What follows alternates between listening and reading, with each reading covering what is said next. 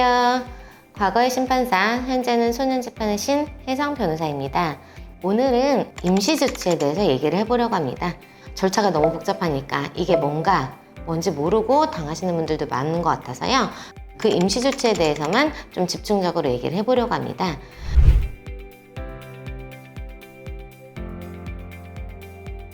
임시조치가 뭐냐면요.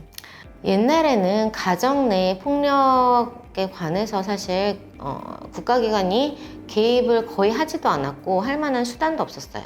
그런데 강서구모 전처살인사건이라던가 가정 내에서의 폭력이 심각한 범죄로 이어지는 경우가 많아지면서 가정폭력 사건과 아동학대 사건에 대해서 국가가 점점 더 많은 제도를 만들고 많이 개입을 하기 시작했습니다. 가정 내에서 어떤 다툼이 있을 경우에 요새는 경찰 신고도 굉장히 많이 하잖아요.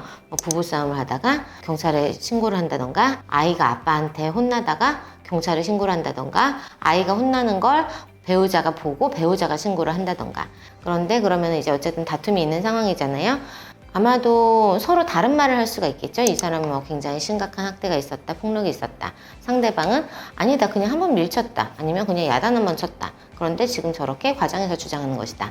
경찰은 그 상황에서는 일단 상황을 어쨌든 수습하고 종료시켜야 되고, 그 다음에 누구 말이 맞는지 잘 모릅니다.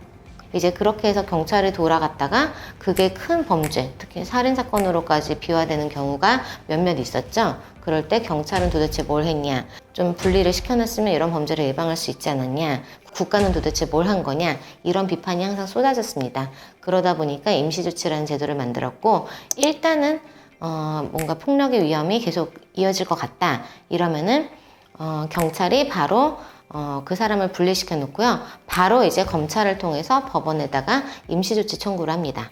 또 현장 출동한 경찰이 보고서는 집에서 일단은 나가라고 해야 되겠다는데, 검사는 그 상황에서도 현장도 보지 못했잖아요.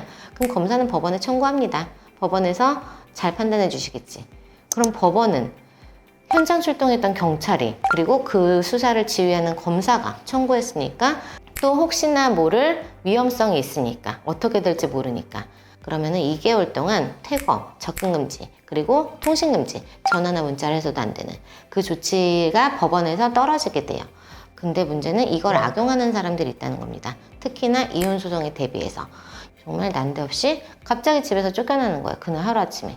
짐 챙기러 들어갈 때만 경찰 동행하에 이렇게 들어간다던가, 이렇게 해서 2개월 동안 못 들어갑니다. 더 문제는 보통은 연장 결정이 들어가요. 피해자가 원하지 않는다면 상관없는데, 피해자가 이런 케이스로 악용하는 경우에는 당연히 연장을 원할 거잖아요.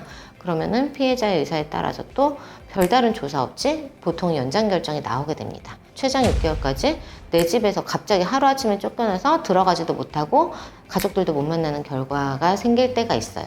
어떻게 보면 굉장히 강력한 조치가 사실상 제대로 된 조사 없이 이루어지는 겁니다. 2개월 받았다고 해서 2개월 후에 집에 들어갈 수 있을 거라고 생각하시는 경우가 많은데, 지금 말씀드린 대로 이걸 악용하는 사람이 있다면 아무 자료도 없이 계속 연장 결정이 나고 최대 6개월까지도 집에 들어가지 못할 수 있다는 거. 그렇게 되면은 이미 가족들과 너무 거리가 멀어졌기 때문에 그 6개월 후에도 사실 집에 들어가기 힘든 경우도 많습니다. 그래서 결국은 또 이렇게 별거하게 되거나 이런 경우도 많아요. 그런 걸 좀 미연에 방지하기 위해서 이런 절차에 대해서 알고 계시면 좀 도움이 되지 않을까 해서 오늘의 주제는 임시조치로 잡아봤습니다. 더 궁금하신 게 있으시면 댓글과 이메일로 문의 주시고요. 구독과 좋아요, 알림 설정 부탁드립니다. 과거의 신판사, 지금은 소년재판의 신 혜성 변호사였습니다.